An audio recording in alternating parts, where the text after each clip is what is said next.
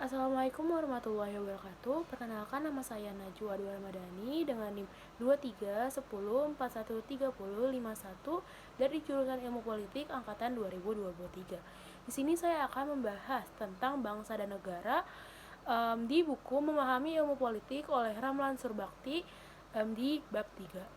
Di dalam buku ini, manusia dikategorikan ke dalam beberapa kelompok. Kelompok inilah diantaranya berdasarkan jenis kelamin, adat istiadat, kepercayaan, dan juridis formal. Seluruh kategori di atas berkaitan dan dipelajari oleh ilmu politik karena hal tersebut sangat bersangkutan dengan konsep dasar bangsa dan negara. Ilmu politik memusatkan perhatian pada konsep bangsa dan negara sebab proses politik sangat membutuhkan partisipasi bangsa dan negara.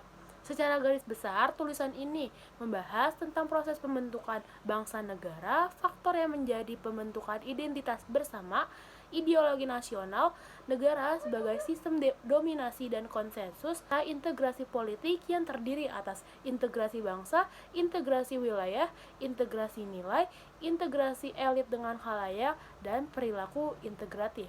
Ben Anderson, seorang ilmuwan politik dari Universitas Cornell, merumuskan bahwa bangsa adalah komunitas politik yang dibayangkan serta mempunyai batas wilayah dan berdaulat.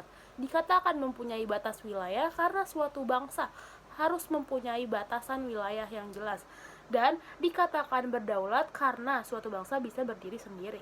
Perumusan arti bangsa menurut Ben Anderson ini sudah tepat karena setiap bangsa memang harus memiliki batasan wilayah dengan guna menentukan peraturan dan hukum yang akan berlaku di suatu bangsa tersebut. Dalam tulisan ini juga terdapat faktor penting yang dapat membentuk identitas bersama dalam membangun suatu negara, yaitu primordial, sakral, tokoh, sejarah, Bhinneka Tunggal Ika, perkembangan ekonomi, dan kelembagaan.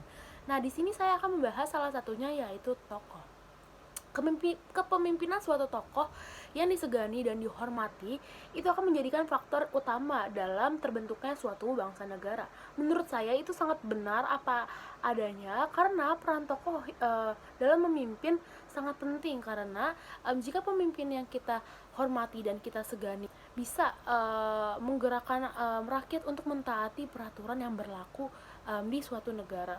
Nah, pada zaman sekarang, pada zaman kepemimpinan Joko Widodo, masyarakat banyak yang menyukai Bapak Joko Widodo karena sikapnya yang baik hati dan ramah, membuat presiden kita ini sangat dihormati orang banyak.